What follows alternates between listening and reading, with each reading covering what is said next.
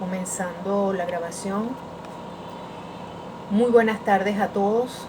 Mi nombre es Lucy Ferrer, profesora de Derecho Tributario, y en este video voy a desarrollar los puntos más importantes de la unidad número 6 del programa sinóptico, que era en el programa anterior, en el programita viejo, era el tema 9. Se refiere a la relación jurídico-tributaria y a la obligación tributaria. Nos preguntamos, ¿son conceptos diferentes? ¿Cuáles son sus contenidos y naturaleza? ¿Por qué es necesario precisarlo? Para comenzar este punto, vamos a ubicarnos en contexto con otra pregunta, de la cual ustedes deben intuir ya la respuesta por el estudio de temas anteriores. La pregunta es, ¿cuál es el propósito fundamental del ejercicio de la potestad tributaria por parte del Estado? ¿Cuál es ese propósito principal? Pues la respuesta no es otra que la de exigir y hacer efectivo el pago de los tributos por parte de los sujetos pasivos de los mismos.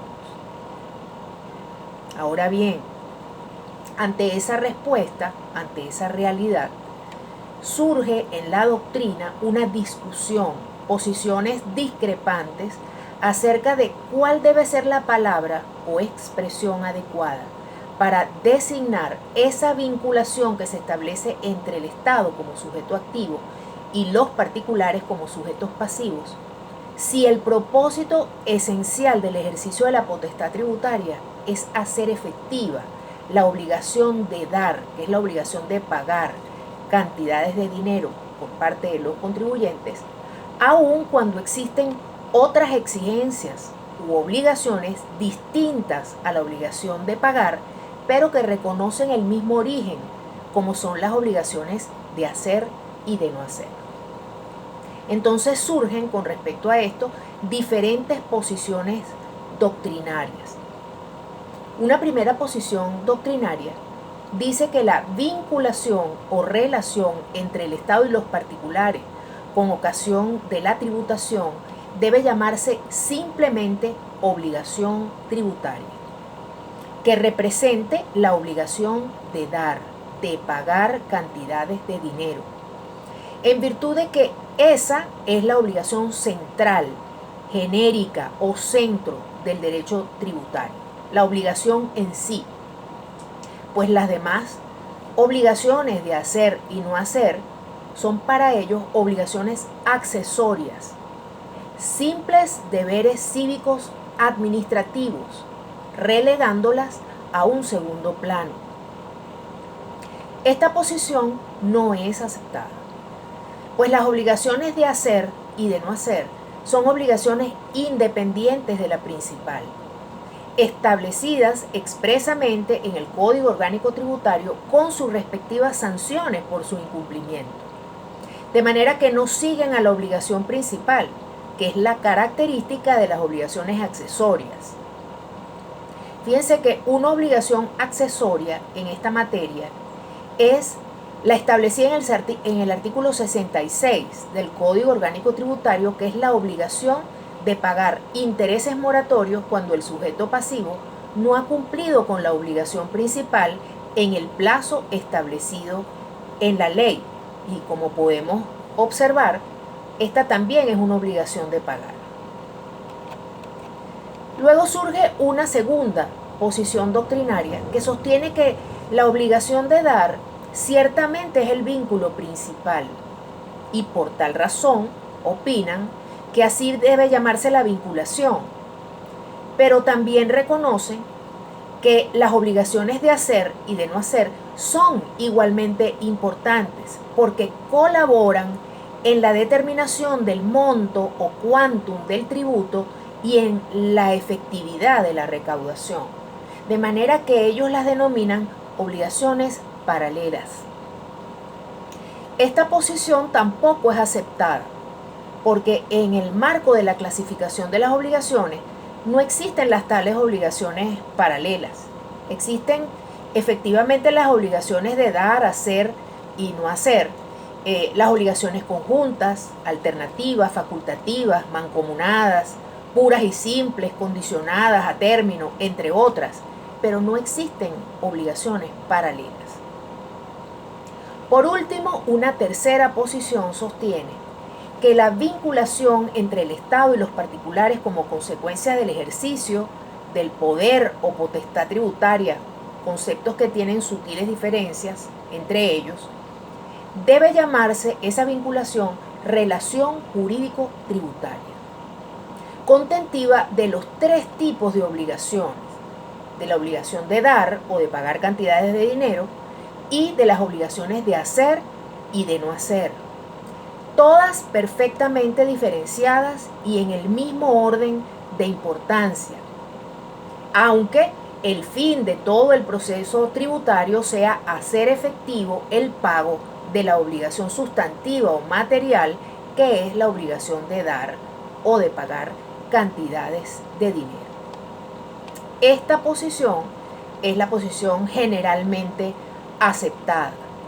Así tenemos que la relación jurídico-tributaria se considera el género, mientras que la obligación tributaria es una de sus especies que la integran junto con las obligaciones de hacer y de no hacer. Estableciendo diferencias y resumiendo, diríamos que la relación jurídico-tributaria es el término genérico que usamos para designar la relación o vinculación entre el Estado y los particulares, sea en calidad de contribuyentes o de responsables, como consecuencia del ejercicio de la potestad tributaria por parte del Estado, que contiene la obligación tributaria u obligación de dar y las obligaciones de hacer y de no hacer. Entonces, cuando hablamos de relación jurídico-tributaria, hablamos de todo lo que es consecuencia de la actividad tributaria, con fuente en la Constitución y en las leyes.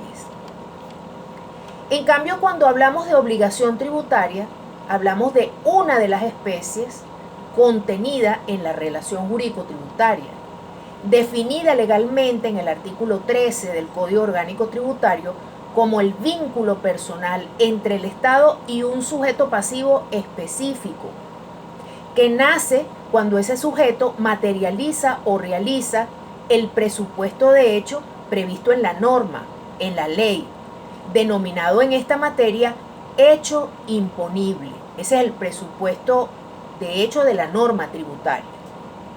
La obligación tributaria tiene su fuente en la ley y siempre es una obligación de dar, de pagar. Vamos a leer el artículo 13 para que veamos esta definición legal de obligación tributaria. Señala el artículo 13. La obligación tributaria surge entre el Estado en las distintas expresiones del poder público, es decir, a nivel nacional, estatal o municipal. Surge entre el Estado en las distintas expresiones del poder público y los sujetos pasivos en cuanto ocurra el presupuesto de hecho previsto en la ley. La obligación tributaria constituye un vínculo de carácter personal, aunque su cumplimiento se asegure mediante garantía real o con privilegios especiales. Y ese es el concepto legal de obligación tributaria. Para establecer una semejanza entre ellas, podemos decir que ambos conceptos o instituciones son de derecho público. Visto este punto, el programa nos pide concretar los conceptos de relación jurídico-tributaria y de obligación tributaria. El de obligación tributaria lo podemos ver desde dos enfoques, el legal y el doctrinario. El legal ya lo vimos, entonces vamos a ver ambos conceptos desde el punto de vista doctrinario. Para definir relación jurídico-tributaria vamos a tomar el concepto de Giuliani von Ruch, que la define como la relación integrada por los correlativos derechos y obligaciones derivados del ejercicio del poder tributario. que enlazan al ente público como sujeto activo por una parte y a los sujetos pasivos, bien sea como contribuyentes o responsables, por la otra. Ese es un concepto doctrinario de relación jurídico-tributaria. El de obligación tributaria. Podemos definirla desde el punto de vista doctrinario con el concepto de obligación que define el derecho de las obligaciones que ustedes ya vieron en Derecho Civil 3. Y podemos definirla como el vínculo en virtud del cual un sujeto llamado deudor debe dar a otro sujeto llamado acreedor que actúa ejerciendo el poder tributario sumas de dinero determinadas en la ley al materializarse los supuestos de hecho previstos en esa misma ley, es decir, los hechos imponibles que al materializarse dan origen al nacimiento de la obligación tributaria. El Código Orgánico Tributario también define lo que es el hecho imponible en el artículo 36. Vamos a leerlo. El artículo 36 establece: el hecho imponible es el presupuesto establecido por la ley para tipificar el tributo y cuya realización origina el nacimiento de la obligación tributaria. Es decir, que el hecho imponible es el presupuesto de hecho de la norma, llamado así, en materia tributaria. Visto esto, y habiendo definido y diferenciado ambos conceptos, de aquí en adelante nos concretamos en el estudio de lo que hemos llamado obligación tributaria. Resumiendo de modo introductorio, decimos que su naturaleza es la de una obligación de dar de derecho público. Es lo que se llama una obligación ex lege, pues no surge de un acuerdo de voluntades, sino que solo surge en virtud de una ley, de la verificación o materialización de un hecho imponible previsto en la ley. La obligación tributaria establece un deber a cargo del contribuyente o responsable y un derecho a favor del Estado. Vamos a ver uno de los puntos más importantes de este tema, que es el de los elementos de la obligación tributaria. Como todas las obligaciones, la obligación tributaria tiene 3 elementos: sujeto, objeto y causa. Vamos a comenzar el estudio de los elementos por las dos últimas, el objeto y la causa. Pues el estudio de los sujetos es el tema sobre la validez personal de la norma tributaria, es decir, a quién se aplica la norma tributaria. Ya ustedes en temas anteriores deben haber visto lo relativo a la validez espacial y la validez temporal de la norma tributaria, es decir, en qué territorio se aplica, en qué ámbito territorial se aplica, eso en cuanto a la validez espacial, y en cuanto a la validez territorial, desde cuándo entra en vigencia la norma tributaria y cuándo termina la vigencia de la norma tributaria, es decir, la aplicación de la norma tributaria en el tiempo.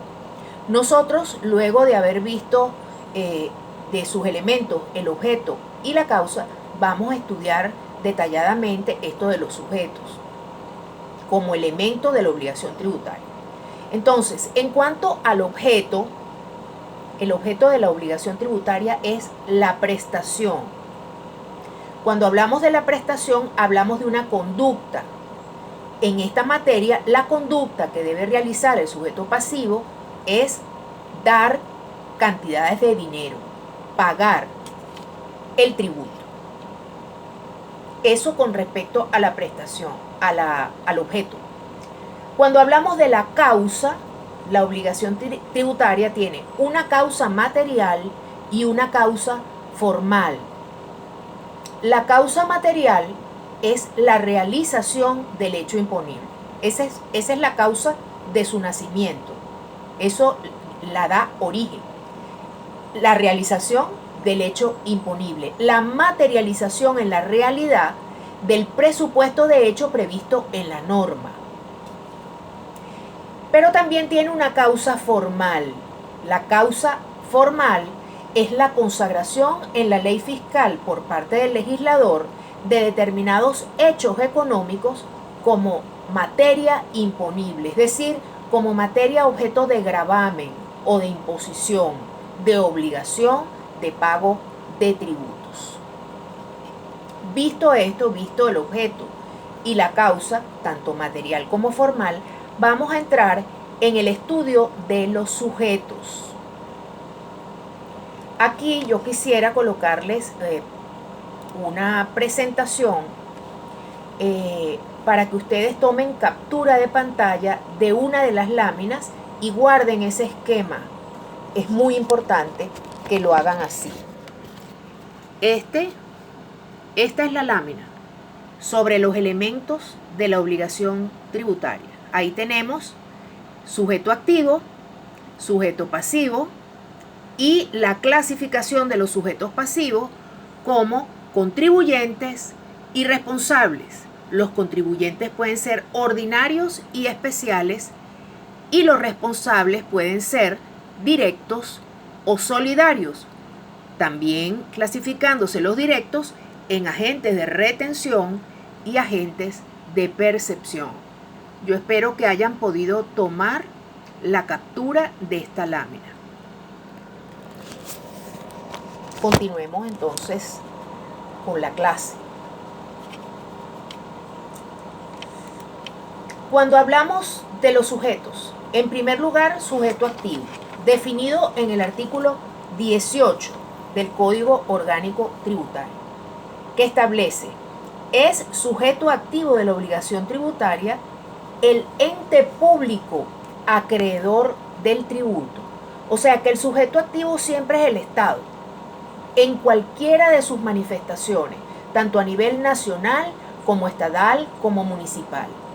Y eso en virtud del poder de imperio con el que nace el Estado, el poder tributario que se concreta en la distribución de las distintas potestades tributarias establecidas en la Constitución y en la ley. Eso en cuanto al sujeto activo, siempre el Estado. Puede ser el Poder Nacional, puede ser un Estado, o puede ser cada uno de los municipios. Eso depende de las potestades tributarias que hayan sido atribuidas constitucionalmente a cada uno de ellos, tema que ya ustedes deben haber visto anteriormente a este. Vamos con el sujeto pasivo. El artículo 19 señala: es sujeto pasivo el obligado al cumplimiento de las prestaciones tributarias, o sea, de las conductas, porque la prestación es una conducta. Entonces, es sujeto pasivo el obligado al cumplimiento de las prestaciones tributarias, sea en calidad de contribuyente o de responsable. Entonces, ahí el artículo me hace una primera clasificación de los sujetos pasivos en contribuyentes y responsables. El sujeto pasivo es la persona natural o jurídica ubicada dentro de la definición legal como tal, es decir, expresamente establecido en la norma, que lo vincula al Estado como deudor tributario. Entonces,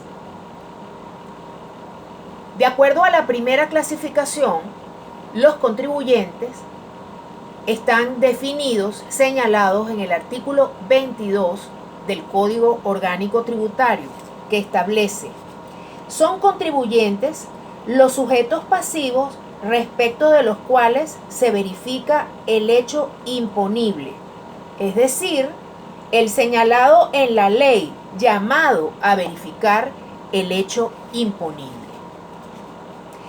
Dicha condición puede recaer en las personas naturales prescindiendo de su capacidad según el derecho privado, es decir, pueden ser incapaces, inhabilitados, entredichos, herencias yacentes, que son esas herencias que no se conocen los herederos, se denominan herencias yacentes y luego de un tiempo y cumplidos ciertos requisitos pasan a ser del Estado y se convierten en herencias vacantes.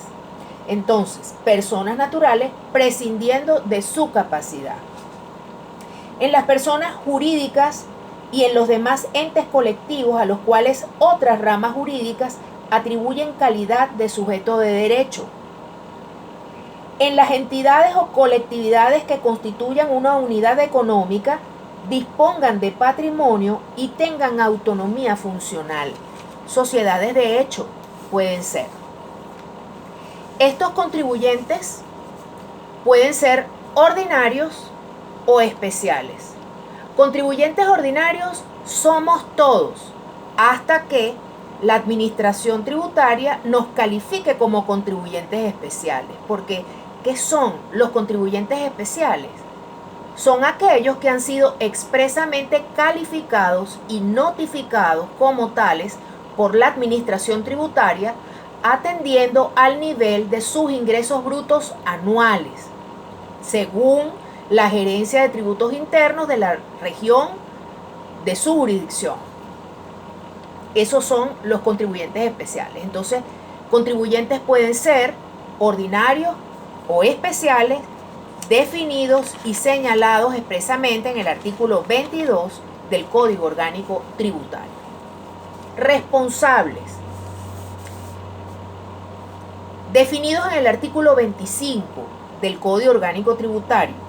Responsables son los sujetos pasivos que, sin tener el carácter de contribuyentes, deben, por disposición expresa de la ley, cumplir las obligaciones atribuidas a los contribuyentes. Ellos no son contribuyentes, pero tienen esa responsabilidad de cumplir con las obligaciones atribuidas a los contribuyentes y están expresamente establecidos en la ley. El artículo 27 me define los responsables directos. Señala: son responsables directos en calidad de agentes de retención o de percepción las personas designadas por la ley o por la administración previa autorización legal, que por sus funciones públicas o por razón de sus actividades privadas intervengan en actos u operaciones en las cuales deban efectuar la retención o percepción del tributo correspondiente. Entonces, ya tenemos la primera clasificación de los responsables, que es responsables directos. Si nos acordamos de la lámina, los responsables pueden ser directos o solidarios. Vamos a leer primero el artículo sobre los responsables solidarios para luego pasar a explicar un poco lo de los agentes de retención y de percepción. Los responsables solidarios están señalados en el artículo 28 del Código Orgánico Tributario, que establece: son responsables solidarios por los tributos, multas y accesorios derivados de los bienes que administren, reciban o dispongan. Entonces, fíjense que aquí habla de tributos. Los accesorios son los intereses moratorios, pero habla también de las multas, y aquí es necesario aclarar que las multas no tienen naturaleza tributaria. Ellas son sanciones de tipo pecuniario, pero no tienen naturaleza tributaria. Entonces, son responsables solidarios los padres, por supuesto, de los niños y adolescentes, los tutores, por ejemplo, de los entredichos, los curadores de los incapaces, de los inhabilitados y de las herencias yacentes, a quienes se les asigna un curador. Son responsables solidarios los directores, gerentes, administradores o representantes de las personas jurídicas y demás entes colectivos con personalidad reconocida. Además, son los que dirijan, administren o tengan la disponibilidad de los bienes de entes colectivos o unidades económicas que carezcan de personalidad jurídica, sociedades de hecho, por ejemplo.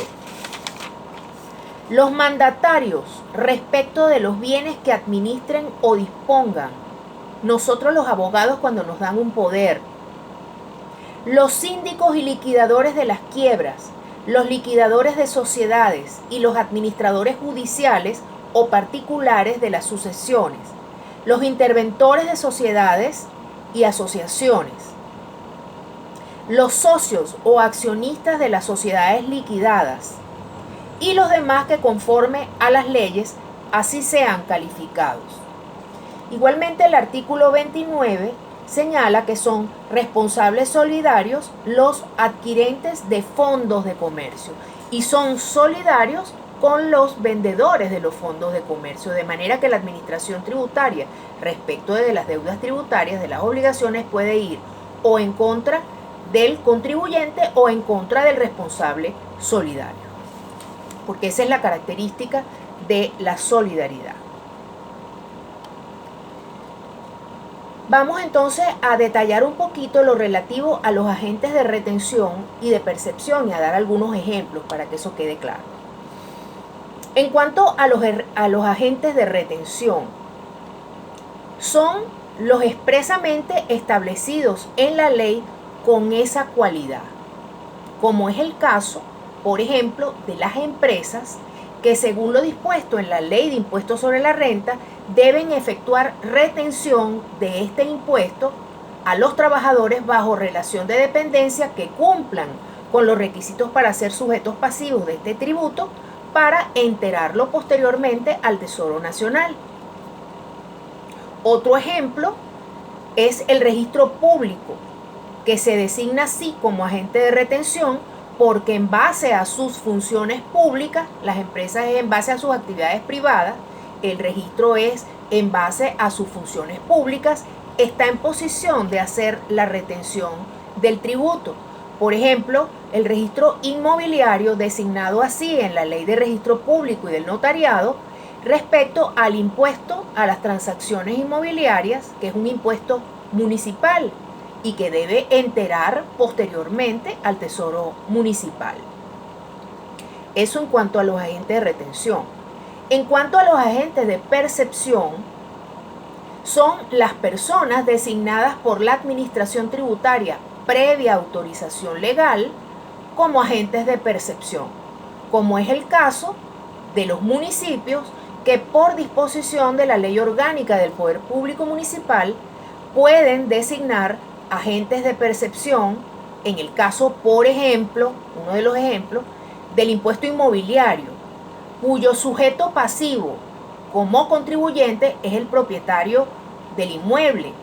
Pero la Ley Orgánica del Poder Público Municipal señala que el municipio puede establecer como agentes de percepción a los beneficiarios de concesiones administrativas sobre los bienes inmuebles. Estos pueden ser, por ejemplo, empresas administradoras de inmuebles o condominios constituidos en asociaciones civiles. Es también el caso del impuesto sobre espectáculos públicos, cuyo sujeto pasivo como contribuyente es el adquirente de un boleto de entrada a un espectáculo público. Pero la Ley Orgánica del Poder Público Municipal señala que el municipio puede establecer como agente de percepción al empresario organizador del espectáculo. O el caso del impuesto sobre juegos y apuestas lícitas, cuyo sujeto pasivo como contribuyente es el apostador. Pero el municipio puede establecer como agente de percepción a los expendedores de billetes o boletos u organizadores de los juegos. Esto es lo fundamental sobre lo que son los agentes de retención y de percepción como responsables directos, como sujetos pasivos de la obligación tributaria. Con ese punto terminamos lo que son los elementos de la obligación tributaria y pasamos a estudiar la clasificación de la obligación tributaria. Se trata de una clasificación doctrinaria que se hace de acuerdo a 3 criterios. Un primer criterio doctrinario la clasifica según la preeminencia de la obligación. Según ese criterio, la obligación tributaria se clasifica en obligación principal y obligaciones accesorias. La obligación principal ya nosotros vimos su concepto, que es el del artículo 13 del Código Orgánico Tributario, que es la obligación de dar, de pagar cantidades de dinero. Con respecto a las obligaciones accesorias, también lo vimos cuando hicimos referencia al artículo 66 del Código Orgánico Tributario, que es la obligación de pagar intereses moratorios, que es una obligación accesoria porque sigue a la principal. Un segundo criterio de clasificación las divide por la naturaleza del sujeto pasivo y señala que la obligación tributaria puede ser obligaciones de los contribuyentes y obligaciones de los responsables. Obligaciones de los contribuyentes, ya los vimos descritos en el artículo 22 y sus obligaciones están en el artículo 23 y 24. Vamos a leer el 23. El 23 establece: los contribuyentes están obligados al pago de los tributos y al cumplimiento de los deberes formales impuestos por este código o por normas tributarias. Es decir, que no solamente están obligados a pagar la obligación principal, que son las sumas de dinero, sino también a cumplir con los deberes formales, que son las obligaciones de hacer y de no hacer, que son formas, formalidades, procedimientos. Respecto a las obligaciones de los responsables, están descritas en los artículos del 25 al 29 del Código Orgánico Tributario, referidas tanto a los responsables directos como a los responsables solidarios. Eso, por favor, lean los artículos del 27 al 29 y registren su investigación. Un tercer criterio, tercer y último criterio, clasifica la obligación tributaria por la naturaleza del deber jurídico. Y aquí señala que puede ser obligación sustantiva o material, que es la obligación de dar, de pagar cantidades de dinero descrita en el artículo 13 que hemos visto hasta ahora. Y además de la obligación sustantiva o material, puede ser la obligación tributaria calificada o definida como obligación adjetiva o formal. Estas son las obligaciones de hacer y de no hacer, obligación de cumplir con formas, formalidades o procedimientos. Ellas están descritas en el artículo 35 del Código Orgánico Tributario y en el artículo 155. Vamos a leer el 35 y algunos del 155. El artículo 35 establece: los sujetos pasivos tienen la obligación de informar a la administración tributaria en un plazo máximo de un mes de producido los siguientes hechos: cambio de directores, administradores, razón o denominación social de la entidad, cambio de domicilio fiscal,